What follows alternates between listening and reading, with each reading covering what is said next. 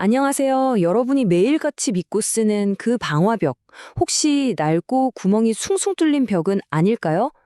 오늘은요, 그냥 방화벽이 아니라 차세대 지능형 방화벽이 기존의 것과 어떻게 다른지, 그 거대한 도약에 대해 한번 이야기 나눠보겠습니다. 오늘 우리가 따라갈 여정은 이렇습니다. 먼저 옛날 방화벽이 왜 앞을 못 보는 상태였는지 그 치명적인 사각지대부터 시작할 거고요. 그리고 어떻게 그 한계를 뚫고 데이터 속을 들여다보게 됐는지, 또 포트 번호가 아니라 애플리케이션 이름 자체로 통제하는 앱 아이디는 뭔지, 마지막으로 이 모든 트래픽 뒤에 있는 진짜 사람을 어떻게 찾아내는지까지. 이 조각들이 모여서 어떻게 완전히 새로운 보안 세상을 만드는지 지금부터 하나씩 파헤쳐 보시죠. 자, 그럼 첫 번째 이야기, 바로 방화벽의 사각지대입니다. 한번 상상해 보세요. 어떤 건물에 경비원이 있는데 이 경비원은 오직 문에 붙어 있는 호실 번호만 볼 수 있어요. 그 문으로 누가 들어가는지, 손에 뭘 들고 있는지는 전혀 신경 쓰지 않는 거죠. 이게 바로 구형 방화벽이 일하는 방식이었습니다. 겉만 보고 판단하는, 어찌해 보면 좀 순진한 방식이었죠. 그렇기 때문에 우리는 이 질문을 던져봐야 합니다. 우리 웹브라우저 주소창에 뜨는 그 자물쇠 모양, 안전한 연결이라고 하잖아요. 근데 그게 정말 모든 위협으로부터 우리를 지켜준다는 뜻일까요? 이 질문에 대한 답을 찾아가는 게 오늘 이야기의 핵심입니다. 옛날 방화벽이 얼마나 쉽게 속아 넘어가는지 보여주는 아주 좋은 예시입니다. 왼쪽을 보세요. 방화벽 눈에는 그냥 443번 포트를 쓰는 트래픽으로 보입니다. 아, HTTPS 쓰는 안전한 웹통신이구나 하고 그냥 통과시켜주는 거죠. 하지만 실제로는 어떤 일이 벌어지고 있나요? 오른쪽을 보면 그 안에는 평범한 웹서핑도 있지만 몰래 숨어 들어온 불법 파일 공유 프로그램 같은 위험한 녀석들도 섞여 있다는 겁니다. 겉모습은 똑같은데 말이죠. 요즘 애플리케이션들은 정말 영리해요. 방화벽이 한쪽 문을 막으면 다른 문으로 쏙 빠져나가는 포트 호핑을 하기도 하고요. 아니면 가장 사람 많고 번잡한 정문, 그러니까 80번이나 443번 포트로 슬쩍 위장해서 들어오기도 합니다. 심지어 정상적인 택배 상자 안에 위험한 물건을 숨겨서 보내는 것처럼 다른 프로토콜 안에 쏙 숨어서 들어오는 캡슐화 수법까지 쓰죠. 이러니 기존 방식으로는 도저히 막을 수가 없었던 겁니다. 자, 그럼 이 골치 아픈 문제를 어떻게 해결했을까요? 드디어 첫 번째 돌파구가 등장합니다. 바로 패킷 내부를 직접 들여다보는 기술이죠. 아까 그 경비원한테 드디어 엑스레이 안경을 씌워준 셈이에요. 이제 더 이상 겉모습에 속지 않게 된 겁니다. 이 똑똑한 기술이 바로 심층 패켓 검사, 줄여서 DPI라고 부릅니다. 예전에는 택배 상자 겉에 붙은 주소만 확인했다면 이제는 상자를 직접 열어서 안에 내용물이 뭔지, 즉 페이로드를 일일이 확인하는 거예요. 이것만으로도 보안의 수준이 완전히 달라지겠죠? 그럼 DPI는 구체적으로 어떻게 앱을 식별할까요? 크게 세 가지 방법이 있어요. 첫 번째는 시그니처 매칭. 이건 마치 경찰이 수배 명단 사진이랑 지나가는 사람 얼굴을 대조하는 것과 같아요.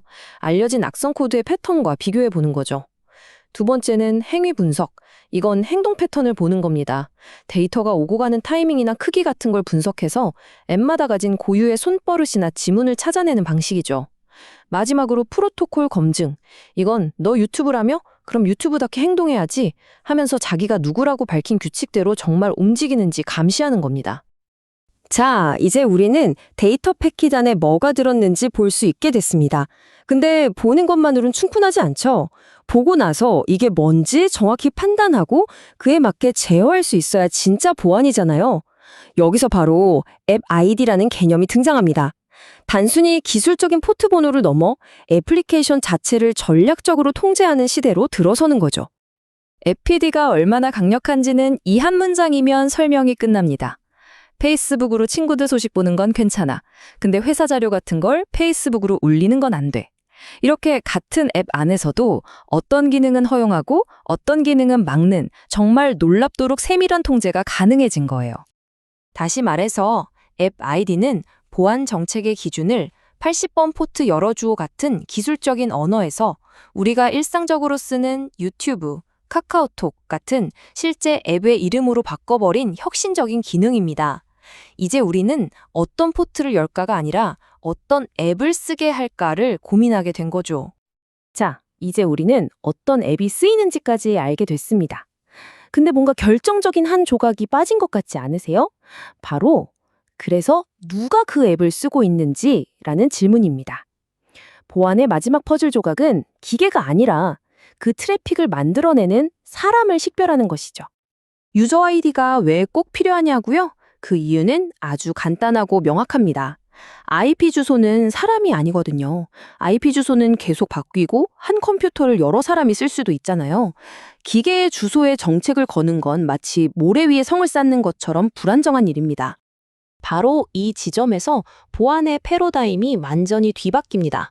왼쪽처럼 특정 컴퓨터에 쇠사슬처럼 정책을 묶어두던 방식에서 오른쪽처럼 사용자라는 사람을 중심으로 정책이 그림자처럼 따라다니는 방식으로요. 이제 제가 사무실에서 노트북을 쓰든 카페에서 스마트폰을 쓰든 나라는 사람에게 적용된 보안 정책은 장소나 기기에 상관없이 저를 계속 따라다니게 되는 겁니다. 훨씬 안정적이고 똑똑하죠.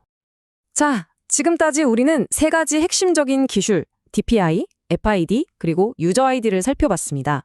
이제 이 조각들을 한번 쫙 맞춰볼 시간입니다.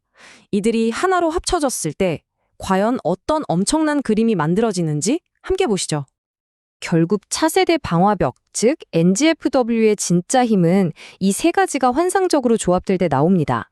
DPI가 데이터의 내용을 들여다보고 앱 아이디가 그게 어떤 앱인지 정확히 알려주고 유저 아이디가 그건 김 과장이 쓰는 거네 하고 사용자를 콕 집어내는 거죠. 이 정보들이 합쳐질 때 우리는 비로소 IP 주소 같은 단편적인 정보가 아니라 누가 어떤 앱으로 무엇을 하고 있다는 완전한 상황 컨텍스트를 기반으로 보안 정책을 펼칠 수 있게 되는 겁니다. 그래서 마지막으로 이 질문을 여러분께 던져봅니다. 우리의 디지털 생활과 현실의 경계가 점점 허물어지는 오늘날, 보안이라는 건 과연 딱딱한 기계에 묶여 있어야 할까요? 아니면 우리 각자의 정체성에 묶여 있어야 할까요? 어쩌면 이건 단순히 기술의 문제를 넘어선 우리가 앞으로 살아갈 세상을 어떻게 설계할 것인가에 대한 질문일지도 모릅니다. 여러분의 생각은 어떠신가요? 오늘 이야기는 여기까지입니다. 들어주셔서 감사합니다.